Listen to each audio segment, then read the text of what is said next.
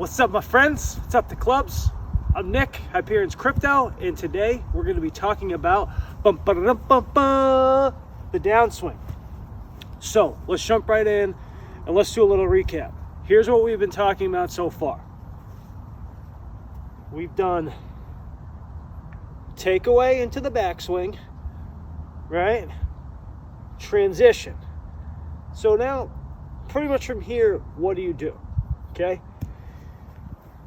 Effectively, the downswing, which is what I'm classifying as right after transition.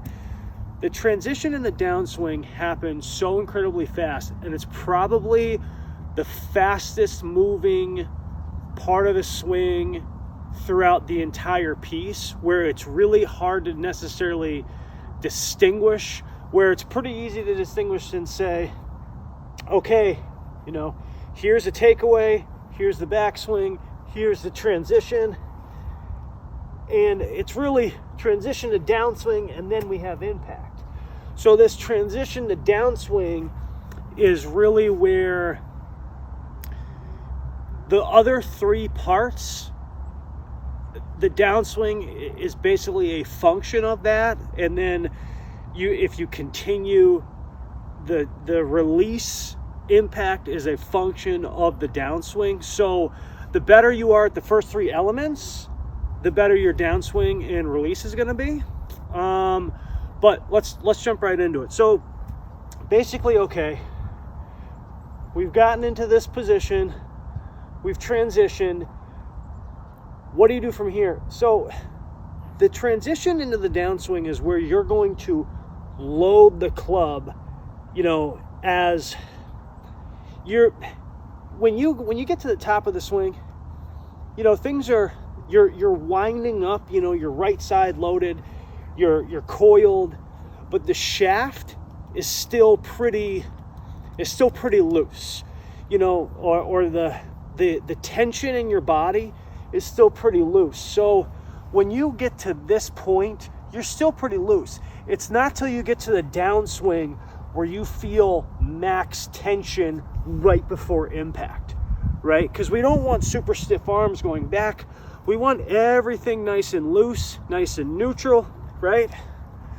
So here, this is really where the club head is going to be the furthest point away from the ball coming in, okay? So when you're transitioning, let's say you said, okay, pro, I'm having a tough time with the takeaway. I can kind of get the backswing, but the takeaway is really killing me. Like, what can I do? Is there something else I can grind on? Absolutely. Sometimes with the golf swing and learning your own golf swing is not necessarily going from A to B to C to D. It can be going from D back to A to B to F. It can go all around, but then once you kind of lock in a certain element where maybe you start working on, okay, well, oh, this makes sense, transition, this is the way I want to feel in transition, but this is the way I actually feel in my takeaway. I get it now of the opposite. So in takeaway, you want to be like this, and in transition and downswing, you want to be like that, versus if you're like this in the takeaway, you're going to be like that in the downswing. So again, just a reminder, the golf swing is basically a move of opposites. So it's a action, reaction, right? Or action, reaction. So that's what I really want you to kind of remind yourself of, where you can grind as much as you want on some of these downswing and impact pieces that we're going to be talking about. But if the first couple elements of it aren't necessarily correct, then it's going to be hard for you to, get the downswing and whatnot the way that you want it to be if the takeaway and the backswing and the transition aren't necessarily up to par. So that being said, what we're going to do, we're going to talk about the downswing. So downswing right here, basically your transition, your hands are going to keep falling. Here's the pro tip, right? when you take it back, I want you to feel like you have max tension all the way down into your right knee. So I want you to feel like this wrist bone right here. I want you to feel like that's going to run into your right knee before the club head is going to get to the ball. So this is obviously going to look extreme on video, right? But okay.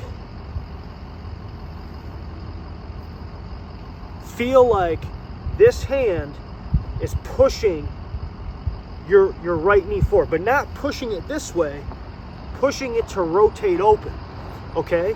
Because the more open you are through here, the freer and longer you can get through the ball, right? And that's where you can get that nice big extension. Now, don't expect this position right away. This is like a pro level position. A lot of like probably +2 or you know, up to scratch, etc. This is probably what they're looking at here. You know, you get to +3, +4, you know, the extension's probably here, and then you get to like a pro level that's basically a +6 plus, you know, or better, +5, you're gonna get to this extension. Now, anything after the ball, even if you're like this, that's amazing. I'm just referencing that up here, like if you don't have the expectation to get to here, I mean, if you get this, you should probably go and try out for a Monday qualifier, but assuming you can putt. But anyway, yeah, so that's what we're really talking about, where it's just a continuation of the downswing. And one of the most important things is when you're loading the shaft, right? Keep loading it. Be deliberate about it. Take your time in transition and downswing. So you should basically feel like, okay, I transition, I'm gonna miss the ball, and then boom, you can fire. So it all happens really fast. It's very hard to distinguish. If you want to practice it, you know, I'd highly suggest it. Okay, up here, and then I'm not even on my hands. I'm going to try not to hit the ball. So when I get my hands down to this right knee, it's going to feel like I'm going to start to release here, right? Well, look at that. Okay, look at that position. Look how open my hips are. Look at my shoulders. Look at how open my sternum is, right? So if we look at it at a face on, okay, we're doing